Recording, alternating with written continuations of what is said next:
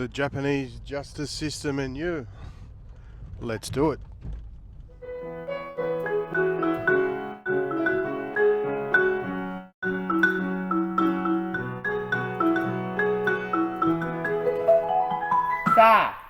Let's go back home. So no matter where you're from, the Japanese justice system is going to be different, and what you'll find is a lot of people talk about this. Japan having a very, very high conviction rate, in the high 90%, but they don't really tell you why, and I'll try and explain this for you.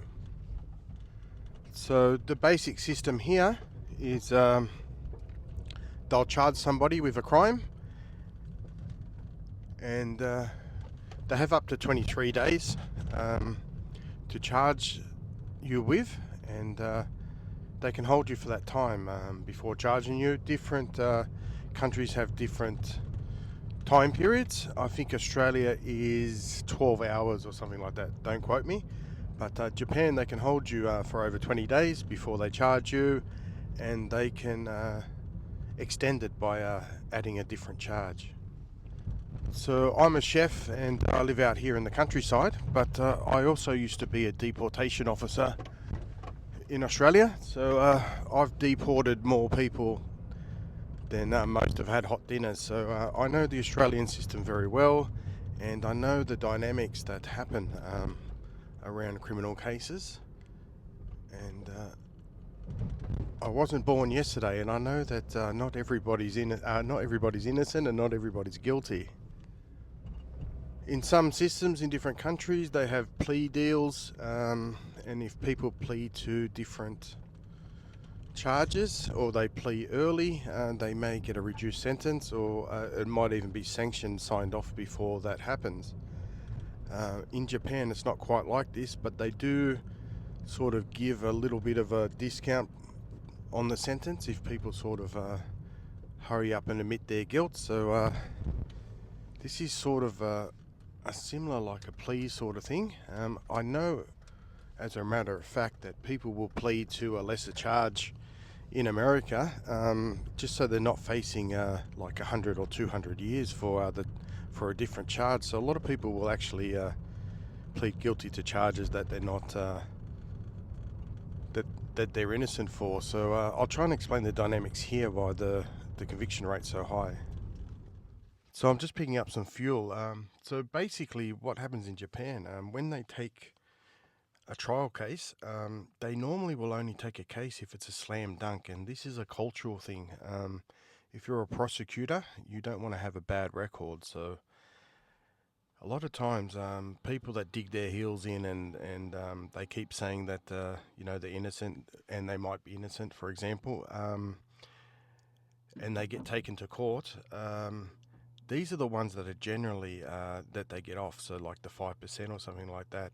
But they generally won't take a case unless they have solid evidence, because they don't want to be seen to be bad at their jobs. So prosecutors will only take a case all the way to trial if they've got all the evidence, like it's just overwhelming. So this is what I found, and this is cultural, because everyone wants to be good at their job and have a good record and things like this, and none more so than the Japanese. So the opposite might be true of an American prosecutor, for example. They will try a case that's extremely difficult, and if they win it, they get kudos. So they get kudos from their legal community for winning like an unwinnable case sort of thing. So it's a totally different mentality. So even though the prosecution numbers are very high in Japan, it's not telling the whole story, because there's a lot of cases that get tried in America that just wouldn't get tried here, because it just doesn't have the overwhelming evidence. So if the numbers are really high, that's just because they're the ones that got massive confidence in, and they're not going to take a case that's 50-50 or something like that to win, because as I said before, culturally they want to be seen doing their jobs. As I've said before on quite a few other videos, if you look at the Japanese police force, they operate similar to what a military police would operate. So military policing style is overt and open, and this picture like soldiers in occupied areas. They'll walk around and be seen by the public to be giving a deterrent to crime, and that's the way the Japanese police work. They'll go around in their cars, they'll have their lights on, everybody can see where the police are, and their main mission is to deter crime. The main mission in a lot of Western countries is to catch people, to catch the criminals. So they'll hide out, the police will hide out, they'll do surveillance, whatever. It's just a totally different policing strategy. The Japanese is pretty much based on the military policing model, and it probably has to do with the occupation after the Second World War here.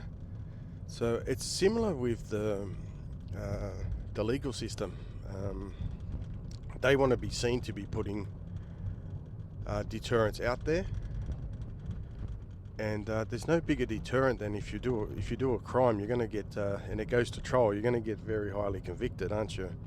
So people know this, and it probably adds to people sort of confessing maybe early to get a little bit of lenience, because most people know if they've done the wrong thing, that maybe they can get away with it. That there needs to be the burden of massive proof and stuff, and they may be able to get away with it in a jury trial or something like that in the West, and it's sort of rolling the dice and taking your luck. But they sort of know here if it's going to go to trial, they've got the goods on you. So it's just culturally. So I think that's one of the reasons why the Japanese will tend to confess fairly early on. The 20-day hold, and then another 20 days if the prosecutor decides to change the charge or something. That's sort of similar to what a military would do, wouldn't it? You know, that they would just pick people up off the street, and they have their military rules, and they can hold people for however long they want until they're satisfied. So it's a totally different way of looking at things. But in saying this, you know, they're not going to go after innocent people. I don't believe that of any police force as a general sort of thing. People just want to do their jobs. Most police officers would prefer to do their shift and not have to do anything, like just having an easy day in the office sort of thing. So it's not like they're out there to make everyone's lives terrible. And anyway, if you're in Japan, keep your hands to yourself. Once you lay hands on somebody, chances you going to jail is very close to 100%. So if you get angry with someone or whatever, just got to learn to walk away. No matter the situation, it's going to be hard. There's Dropkicks like everywhere else in the world. There's probably less of them here, but they're still around in significant numbers that you're going to get annoyed from time to time. And if you're a little bit hot-blooded or whatever, sometimes you might get the urge, but you just got to be nice and calm. And just remember, whoever acts first is usually the one going to jail.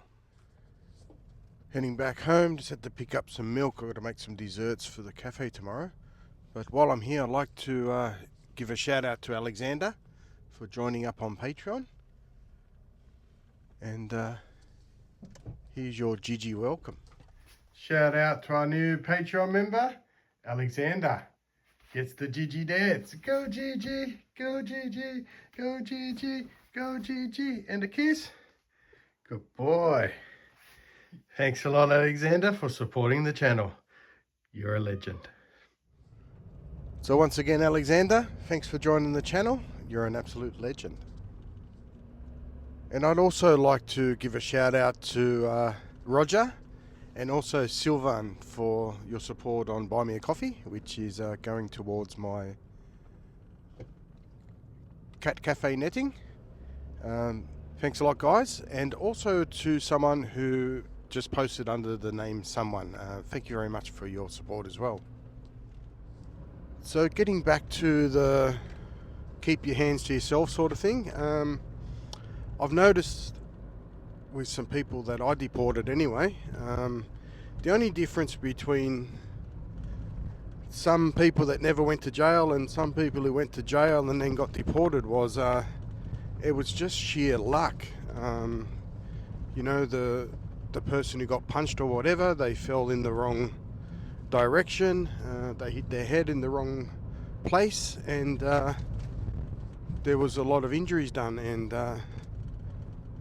the facts of the matter, it was pretty much the same normal situations. Just arguments happen and people can't keep their hands to themselves, and then they end up in prison and deported. So it's just the luck of a dice, you know. Some people are just better at punching than others. Some people that just fell the wrong way. There's so many little things that can happen if you just can't keep your hands to yourself. So as far as getting yourself in trouble with the police and judicial system, there's a really good way to minimize this, and just don't be out after midnight in the middle of Tokyo somewhere drinking, and the chances of running into these sort of problems probably drops by about 80%. So as my grandmother used to say, nothing good happens after midnight. I wouldn't know the stats, but I reckon to be a good educated guess, I reckon half of all problems that foreigners get themselves into would involve some type of alcohol, and out on the street somewhere, whatever. And I reckon that would be about half of the problems people have here. People just can't control their alcohol consumption. And just remember, because Japan doesn't have a lot of physical fighting and assaults and stuff, as a general rule, you never see it. So as a foreigner, sometimes people might get angry with you, and they'll walk right up on you and get in your personal space and start shouting. And most of the time, these Japanese guys, they just don't know that that's very threatening to a foreigner, and that they'll react physically. So a lot of times the foreigner's the first person to throw the first punch, and it's because a Japanese person's got right up in their face, yelling or whatever, and they've just taken a swing at them. And this even takes them by surprise, believe it or not. They're just not expecting it, because normally the Japanese will just hurl insults at each other, and maybe a little bit of pushing possibly, but very rarely gets to the punching stage. But with the foreigners, usually when someone gets in your personal space, you're sort of in a danger zone, haven't you? And you have to react. That's sort of the way that our society operates, and it's instinctual. So if you know that there's trouble, you got to sniff it out early, and you need to get away from it, because sometimes your instincts may take over, and you may be the first one to strike, and it's never a good idea here in Japan. So anyway, that's just a little video. I'm no legal expert or something, but just something to think about when you're in Japan, and just something to think about this so-called heavy conviction rate. There's always a story behind it. So some people, they don't like to think too much, and they just see a percentage of the conviction rate, and they must think that it's corrupt or something, and because they're looking at through the lens of their own culture. But anyway, guys, I'm back home, and as always, hope you like the video.